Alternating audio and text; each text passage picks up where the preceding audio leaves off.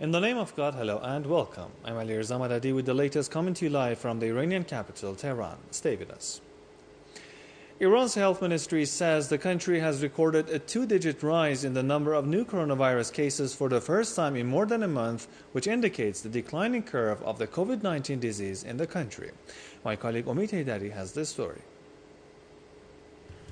Kianush Jahanpour, the head of the Public Relations and Information Center at the Iranian Ministry of Health, said on Monday that only 991 new COVID-19 cases were diagnosed over the past 24 hours, indicating the downhill course of the disease. He said today, after 36 days, the number of new cases or daily infections with COVID-19 in the country fell below 1,000.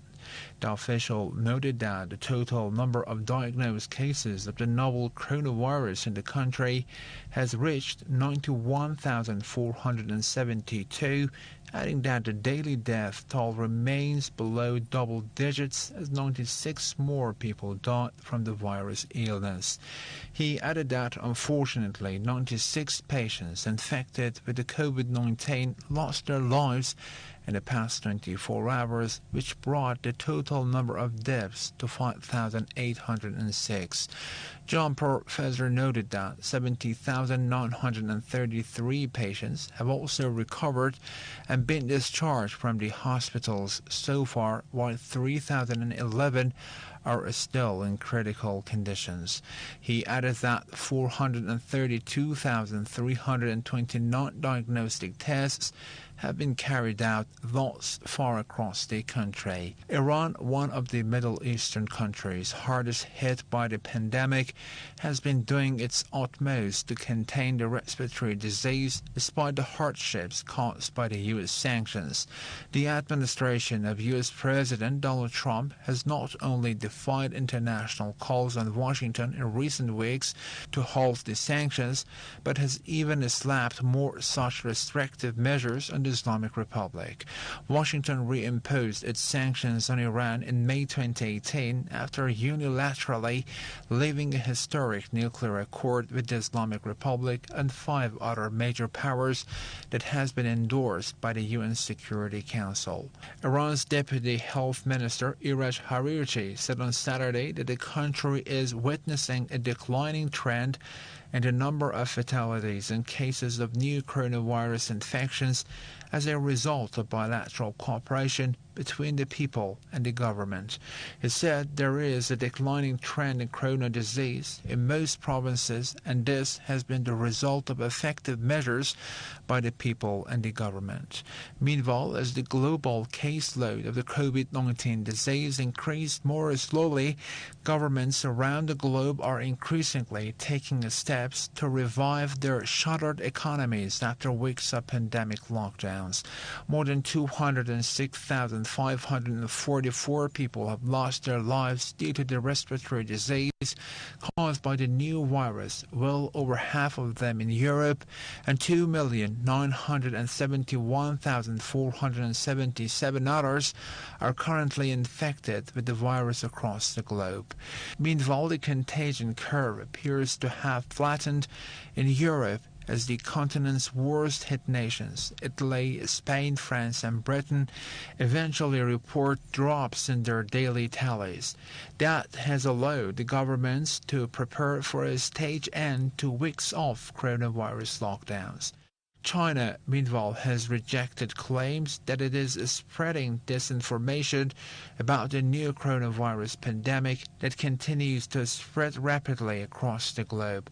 China's Foreign Ministry spokesman Gang Shuang made the comments at a daily press briefing in the capital Beijing on Monday following a report by the European Union which accused China of spreading disinformation on the virus.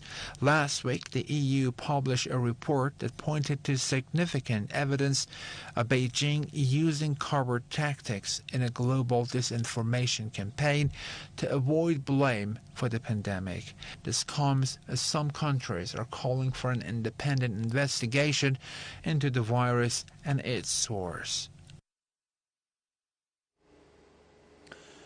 Now, Iran's Vice President for Science and Technology says the country has issued its first permit for the export of serological test kits used to diagnose patients affected with the coronavirus disease. Surena Satari made the remarks in a video conference meeting with President Hassan Rouhani on Monday, which was also attended by directors of Iranian science and technology parks. Explaining about the achievements of Iran's science and technology parks, Satari said many products which are currently being produced in Iran for diagnosis and treatment of coronavirus could not be made before. The Iranian vice president also emphasized that the country has become needless of importing most medical products related to coronavirus. Iranian President Hassan Rouhani says the United States' illegal sanctions against Iran are at odds with the fundamental principles of human rights. President Rouhani made the remarks in a phone call with his Indonesian counterpart Joko Widodo on Monday. He said such illegal instances of opposition can prove dangerous in circumstances when all the countries of the world are engaged in fighting the coronavirus. Rouhani and Widodo stressed the need for further development of amicable and brotherly ties between Jakarta and Tehran in all areas in the best interests of their nations. They reaffirmed that the countries need to expand their cooperation concerning the ongoing battle against the outbreak, exchange experiences, share relevant scientific and technological achievements, and cater to each other's possible needs. Rouhani said Iran has been successful in the scientific and technological fields that pertain to the fight against the coronavirus, as well as the production of its requirements in the area, including diagnostic kits, ventilators, CT scan equipment, and protective N95 face masks. For his part, the Indonesian president voiced delight in Tehran's success in the face of the novel coronavirus. He said all countries, especially the Muslim ones, ought to provide one another with assistance. Moving on, despite self-declared truce, the Saudi-led coalition still continues hitting Yemen. Ansarullah revolutionaries, however, say they are ready for peace under one condition: the Saudi war and blockade must come to an end. In an interview with the Thawra newspaper, President of Yemen's Supreme Political Council, Mahdi al-Mashhad, said Ansarullah's hand of peace is still extended with the precondition of an end to the Saudi-led war and blockade. Mashhad said the Yemeni side is in contact with the Saudi kingdom through Prince Khalid bin Salman and other diplomatic channels to end Riyadh's years-long onslaught. The latest remarks made by President al-Mashhad do not reflect that Saudi Arabia is seeking peace, but it is an attempt by Riyadh to open diplomatic channels for buying more time to achieve its goals, and also to pretend that it is after peace to delay any retaliatory attacks that are in the making by the Sana'a-based government. Mashhad's remarks came shortly after Riyadh extended a 2-week ceasefire for another 30 days. Although clashes continue between the two sides on the ground, Yemeni army spokesperson Yahya Sari accused Riyadh of not being committed to its 30-day ceasefire, noting that Riyadh has carried out dozens of air raids since its declaration. The latest attacks and 27 operations that have been carried out since the declaration of its 2-week unilateral ceasefire show that Riyadh will not give up its ambitions to occupy Yemen. Therefore, all contacts with Riyadh will not convince the monarchy of oil to end its unlawful war.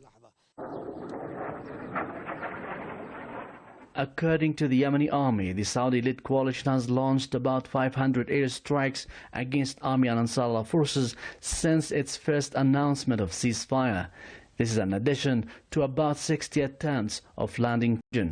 Activists say Yemenis are not able to cope with the war and the blockade imposed on them by Saudi Arabia and its allies, as well as the threat of a fast-spreading coronavirus outbreak. Experts say as call for truce has been renewed by both President al-Mashhad and Saudis for the holy month of Ramadan, the UN has a major role to play to push forward the peace process in Yemen, especially as all parties to the conflict have come to believe that there is no military solution to Yemen's political problems. Mohammed Attab, Press TV, Sana'a. Back home, Iranian Foreign Minister Mohammad Javad Zarif has reacted to recent reports that his American counterpart is preparing a legal argument that the United States is still a participant to the 2015 nuclear deal with Iran, warning the American side that the Iranian nation is the sole party that can decide the country's fate. Describing Pompeo's new remarks as a sign of the failure of the Trump administration in its effort to bring Iran to its knees through the reimposition of illegal sanctions, Zarif wrote 2 years ago Pompeo and his boss declared ceasing U.S. participation in the Joint Comprehensive Plan of Action, dreaming that their max pressure would bring Iran to its knees. Given the policy abject failure, he now wants to be part of the JCPOA. Zarif also made a reference to his Monday tweet to a U.S. presidential memoranda released on May 8, 2018, in which Trump's administration declared its decision to cease the country's participation in the nuclear deal, also officially known as the Joint Comprehensive Plan of Action, and make additional actions against Iran. And finally, Your Medium is a new over-the-top media service in Iran that aims to redefine mobile lifestyle by offering interactive media services to make people more active and more active participants in the media. Iran has a new over-the-top media service, and it's called Your Medium. The streaming media service is offered directly to media companies and viewers via the internet. This means bypassing cable, broadcast and satellite television platforms, or the companies that traditionally act as a controller or distributor of such content. Regarding the new media service and its mission, the project manager of Your Medium had this to say to Press TV. Your Medium is an internet media service provider. It can stream media content in different languages. It has video and audio on demand. We have an extensive cooperation with broadcasters, and this helps us to avoid monopolistic competition. Our audio and video on demand services offer access to different media contents, including existing material acquired from other producers, as well as original content produced specifically for the service. Consumers can access Your Medium's content through internet-connected devices, such as phones, tablets, desktop and laptop computers. These services can also be accessed via websites or apps on mobile devices, digital media players, or televisions with integrated smart TV platforms. Your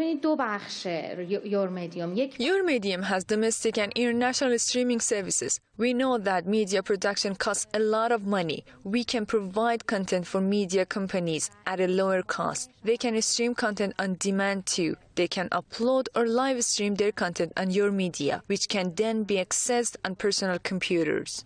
Your Medium plans to redefine mobile lifestyle by offering interactive media services to make people active participants in the media. The program's outputs will depend on the user's inputs, and the user's inputs in turn will affect the program's outputs. This way, people will process and share information or communicate with one another. Ghaman Naderi, Press TV, Tehran.